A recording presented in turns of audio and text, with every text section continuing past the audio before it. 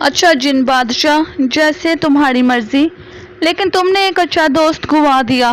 دوست کی ایسی کی تیسی۔ مجھے پھر غصہ آ گیا، لیکن پھر اس کے چہرے پر برستی ہوئی یتیمی دیکھ کر ترس آنے لگا۔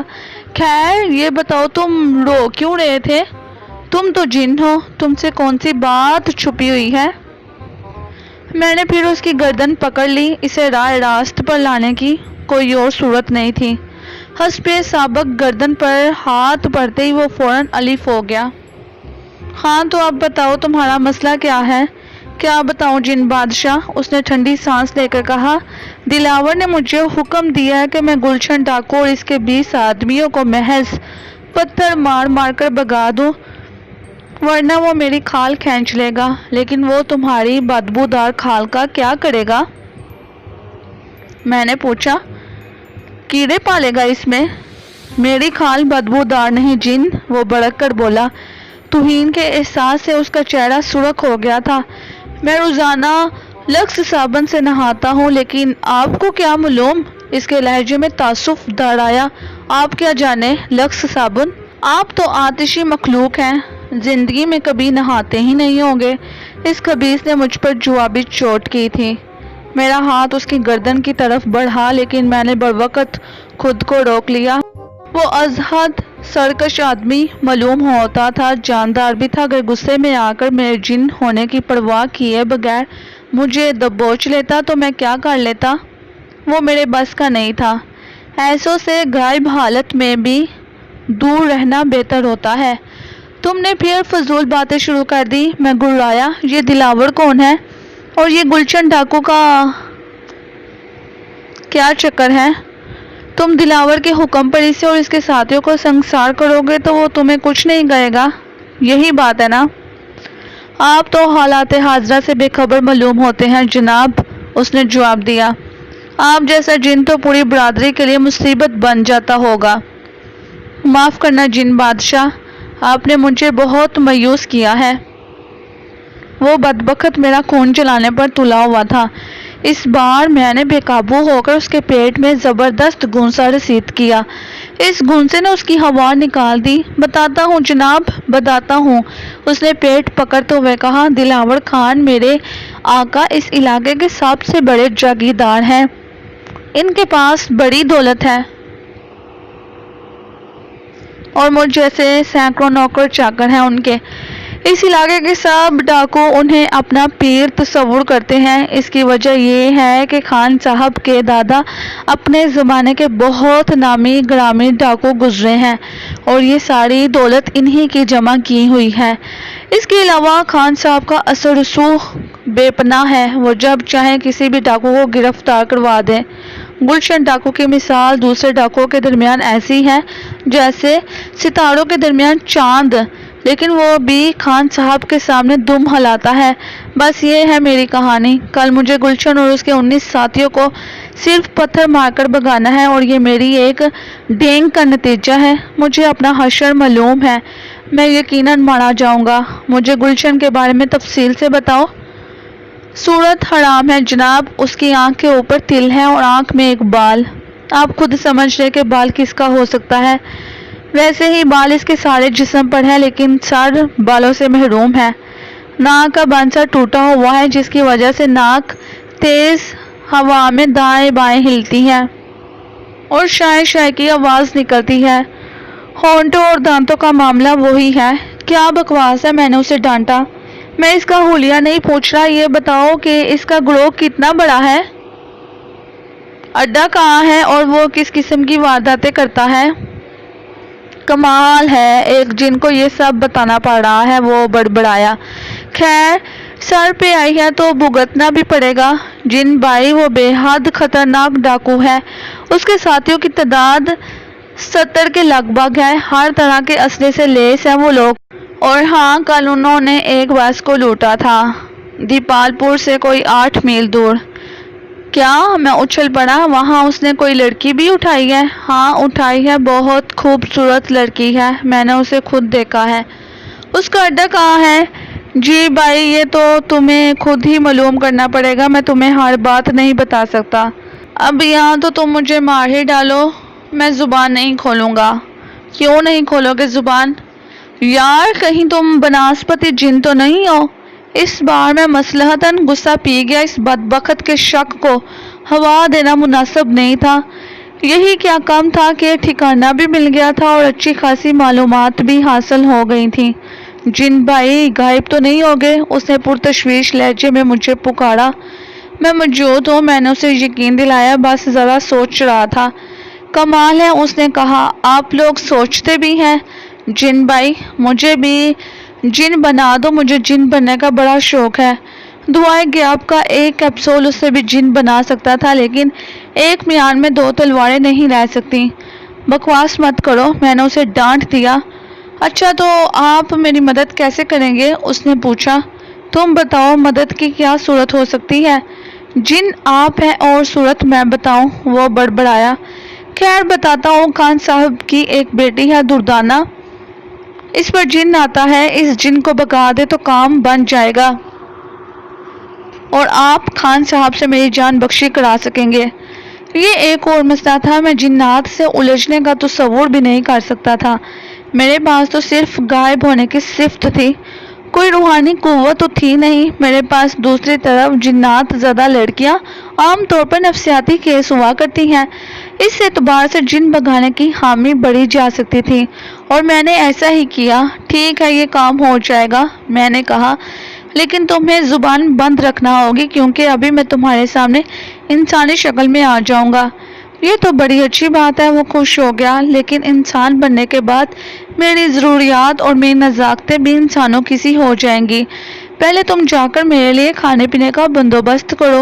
वो बड़ी सआदतमंदी से चला गया। उसके जाते ही मैंने एक अदद तरियाकी कैप्सूल निगल लिया। सिकंदर कुछ देर बाद खाना लेकर वापस आया। मेरा भूख के मारे बुरा हाल हो रहा था। खाना खाए हुए 24 घंटे हो चुके थे। मैं बुरी तरह से खाने पर टूट पड़ा। खाने के बाद मैंने हाथ धोने के लिए इस्तफार किया। सिकंदर ने मुलहक्का बाथरूम की तरफ इशारा कर दिया। मैं बाथरूम में चला गया। दरवाजे के अंदरूनी चुटकी गायब थी। मैं हवाइज ज़रूरियात से भी फारग होना चाहता था, इसलिए सिकंदर से कहा कि वो बाहर से कुंडी लगा दे और दस्तक सुनकर उसे बाहर से खोल दे। इसी दौरान कमरे में एक आदमी आ गया। मैंने उसकी आवाज़ बिल्कुल साफ सुनी। वो कह रहा था, खान ने उसे बुलाया है। तुम चलो, मैं आता हूँ। सिकंदर ने उसे टालना चाहा। नहीं, साथ चलो, खान ने तुमको खास तौर पर तलब किया है। फिर जाते हुए कदमों की आवाज़ें सुनाई दी और मैं बाथरूम में कैद होकर रह गया। अब मैं सिकंदर की वापसी के इंतज़ार के सिवा कुछ नहीं कर सकता था। काफ़ी देर हो गई मगर सिकंदर वापस नहीं आया। बेजार होकर मैंने अपने तौर पर दरवाज़ा खोलने की कोशिश की, लेकिन दरवाज़ा टस से मस न हुआ। उलझन ये थी कि मैं आवाज़ भी नहीं दे सकता था। हवेली में मेरी मौजूदगी का इल्म सिकंदर के सिवा किसी को नहीं था। मैं इस हवेली में सर्दी और बेआरामी से निजात हासिल करने के लिए आया था और अब बाथरूम जैसे सर्द मुकाम पर सर्दी के मज़े लूट रहा था। कुछ देर बाद मुझ पर कपकपी ताड़ी हो गई। इतनी तवील मुद्दत तक किसी बाथरूम में क़याम का ये मेरा पहला इत्तेफाक था। इस पर सितम यह कि बाथरूम बेहद मुख्तसर था। खड़े खड़े मेरी टांगें तख्ता हो गईं। वहाँ इतनी जगह नहीं थी कि मैं टहल सकता। उधर सिकंदर की वापसी का कोई इम्कान नज़र नहीं आ रहा था। बालाकर मामला मेरी बर्दाश्त से बाहर हो गया। मैंने हर एहतियात पलाए ताक रख दी और ज़ोर ज़ोर से चीखना शुरू कर दिया। सर्दी के अलावा अब बदबू भी परेशान कुन साबित होने लगी थी। फिर जब चीखने से काम ना चला तो मैंने चीखने के साथ साथ दरवाज़ा भी दरदराना शुरू कर दिया। मैंने सोच लिया था कि मुझे निकालने वाले मेरे बारे में पूछेंगे तो मैं खुद को सिकंदर का मेहमान ज़ाहिर कर दूंगा। इस चीखो पुकार और दरवाज़ा पीटने का नतीजा जल्द निकल आया। सिकंदर के कमरे में भगदड़ सी मच गई। मेरे हंगामे ने बहुत सारे लोगों को इसके कमरे की तरफ मुतवज्जो कर दिया। अब शायद वो वेला का मुकाम तलाश कर रहे थे। चुनांचे मैंने एक फाइनल चीख मार दी और बाथरूम का दरवाज़ा खोल दिया। वहाँ सिकंदर मौजूद नहीं था। वो तमाम के तमाम मेरे लिए नए लोग थे। कौन हो तुम? इनमें से एक ने कड़खत लहजे में पूछा। मैं सिकंदर का दोस्त हूँ, मैंने जवाब दिया। हाथ मुंह धोने बाथरूम गया था कि बाहर की कुंडी खुद ब खुद लग गई। उसने तंजिया लहजे में टुकड़ा लगाया। नहीं, ये तो मैंने सिकंदर से कहकर बंद करवाई थी। मैंने जीम कर कहा। अंदर चुटकनी नहीं है। वो सब हंसने लगे। अच्छा तो तुम सिकंदर के दोस्त हो? पहले आदमी ने कहा। चलो हमारे साथ। मुझे क्या एतराज़ हो सकता था, मैं इन लोगों के साथ हो लिया। हम मुख्तलिफ कमरों और राहदारियों से गुजरते हुए एक बड़े कमरे में आए। वहाँ चारों तरफ नशस्तें लगी हुई थी और दरमियान में वही शख्स बैठा था जिसे लूमड़ी नवाज कहता था और जिसका नाम दिलावर था। कौन है ये? दिलावर ने इन लोगों से पूछा। कहाँ से पकड़ लाए हो इसे? ये सिकंदर के बाथरूम में बंद था, इनमें से एक ने जवाब दिया। बहुत हंगामा कर रहा था। कौन हो भाई तुम? अब दिलावर मेरी तरफ मुतवज्जो हो गया।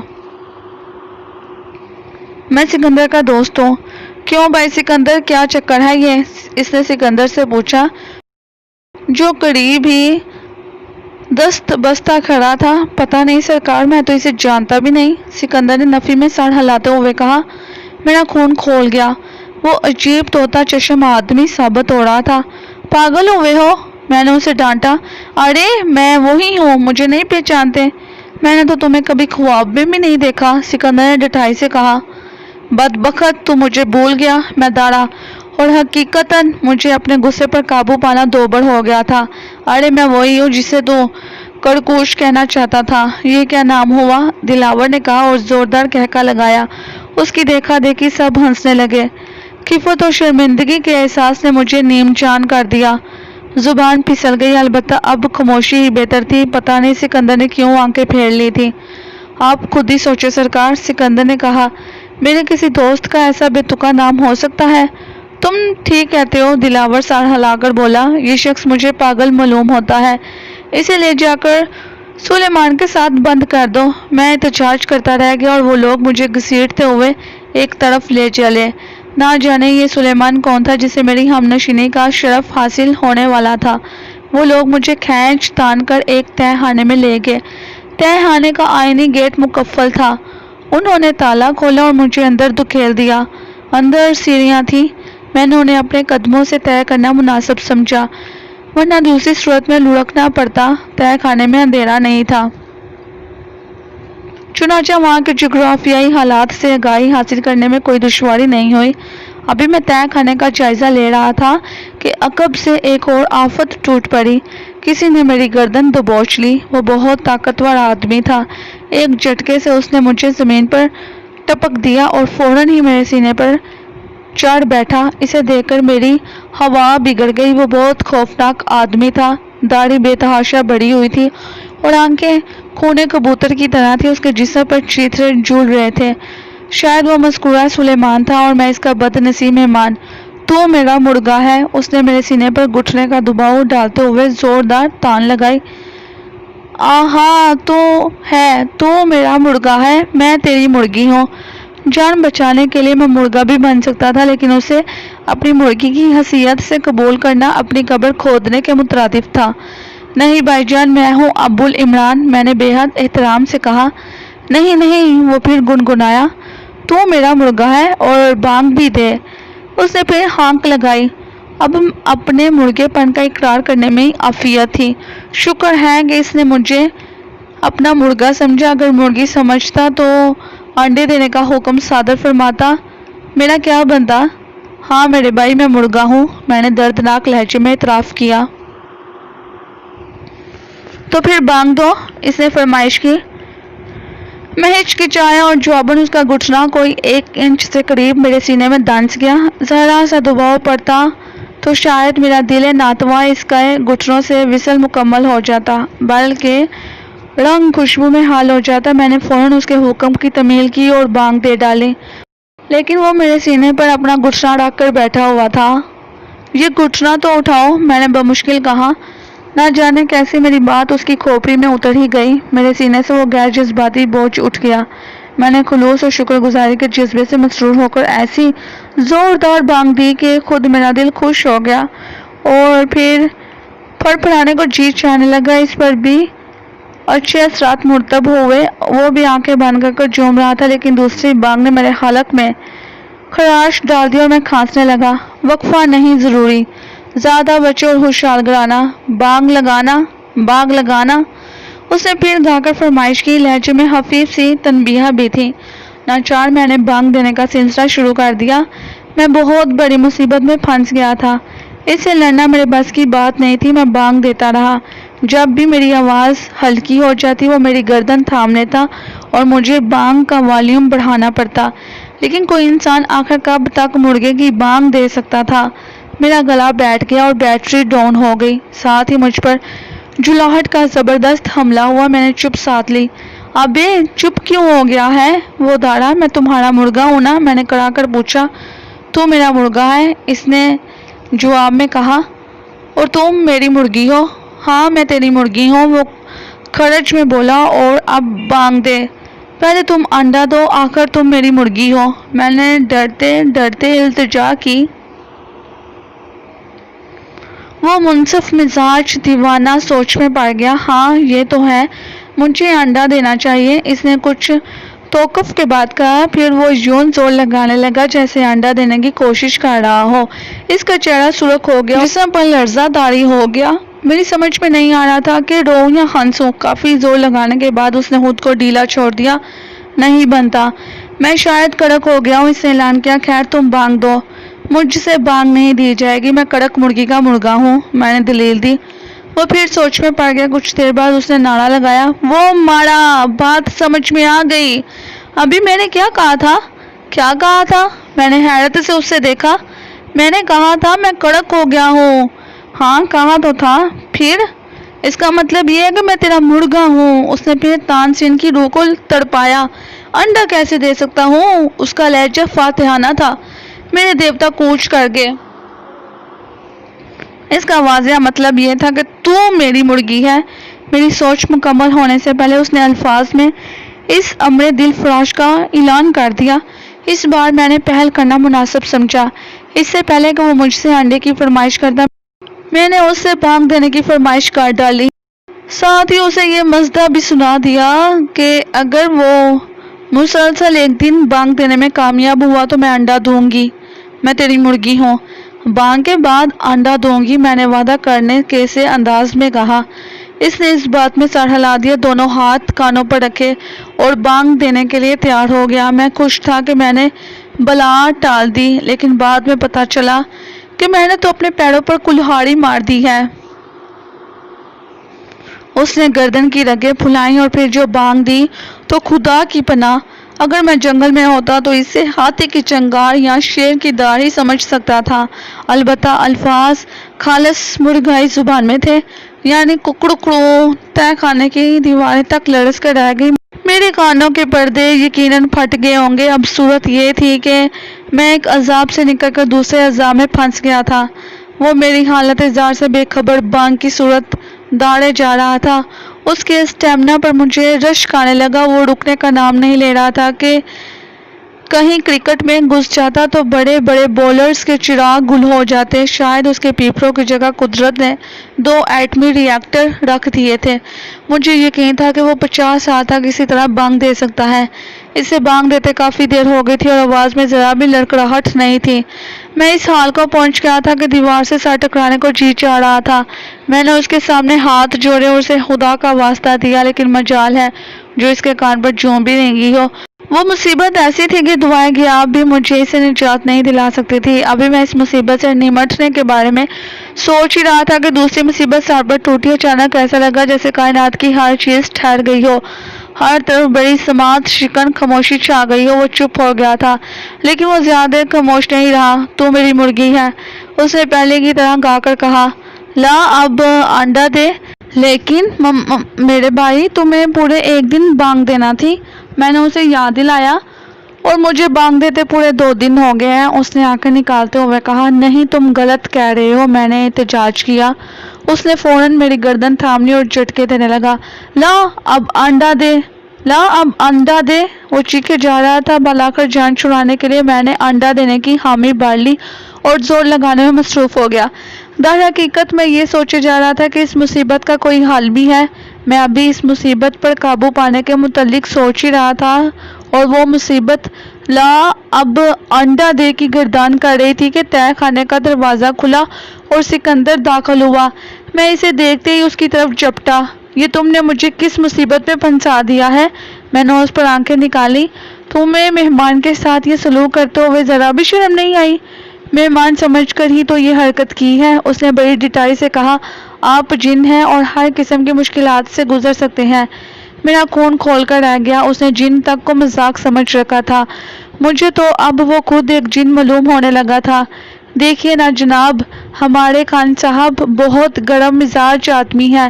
اگر میں آپ کو اپنا مہمان تسلیم کر لیتا تو وہ بلا اجازت مہمان کو حویلی میں لانے کے جرم میں میری کھال کھنچوا دیتے۔ تمہاری کھال میں کیا سرخاب کے پر لگے ہیں؟ بات بات پر تمہاری کھال کھینچنے لگتی ہے۔ میں نے بنا کر کہا، دفتن وہ پاگل میری طرف جھپٹا۔ میں نے اچھل کر سکندر کی آڑ لے لی۔ وہ کم بخت سکندر کی طرف متوجہ نہیں تھا، اس کا نشانہ میں ہی تھا۔ آپ بہت کمزور ہیں جناب، سکندر نے رکھائی سے کہا۔ آپ سے مل کر میں بہت مایوس ہوا ہوں۔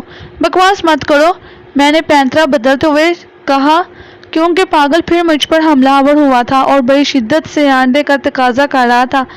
میں نے تمہیں بتایا تھا کہ انسانی روپ میں آنے کے بعد میری صلاحیتیں بڑی حد تک کم ہو جاتی ہیں۔ پھر بھی آپ تو جن ہیں، اس بیچارے کو ایک انڈا ہی دے دے۔ میں کہتا ہوں چپ رہو۔ میں پھر دوڑا۔ واقعی انسان بنا آپ کو راس نہیں آیا۔ خیر اب یہاں سے نکل چلیں، اس نے خوشخبری سنائی۔ اس پاگل کے دوبارہ جھپٹنے سے پہلے میں سیڑھیاں چڑھ کر دروازے تک پہنچ گیا۔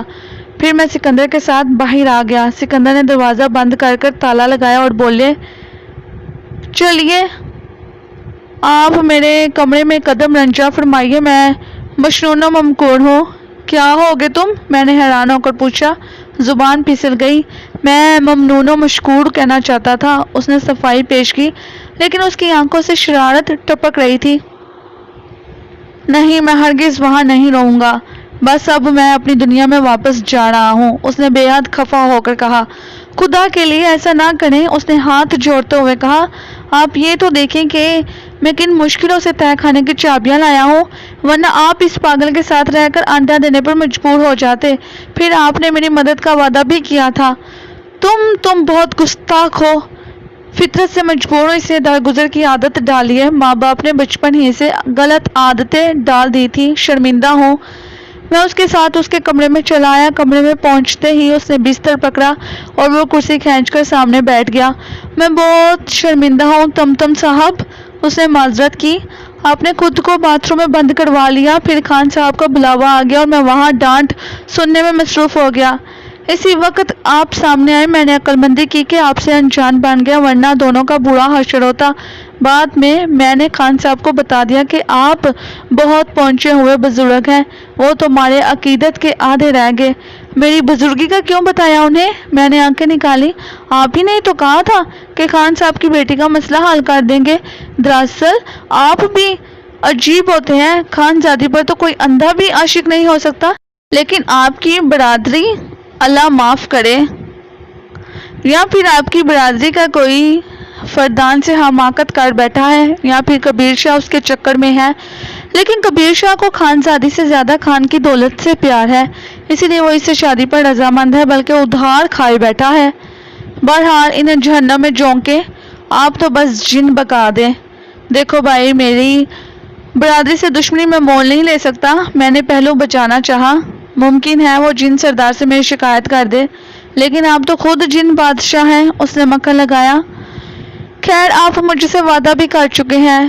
خیر دیکھا جائے گا، میں نے کہا۔ اس وقت تو تمہاری مہربانی سے میرا جوڑ دکھ رہا ہے، آرام کی ضرورت ہے مجھے۔ ضرور اس بستر پر استراحت فرمائیے، اس نے بے حد خوش ہو کر کہا۔ یہ میری زندگی کا یادگار لمحہ ہے۔ میں ایک عظیم المرتبت اور قوی الجسد جن کو آرام کرتے ہوئے دیکھوں گا۔ واہ واہ، میں اس کی زہریلی باتیں پی گیا۔ مناسب یہی تھا کہ بستر پر لیٹ کر رضائی میں گھس کر میں نے آنکھیں موندی اور ہمیشہ کی طرح گوڑے بیچ کر سو گیا۔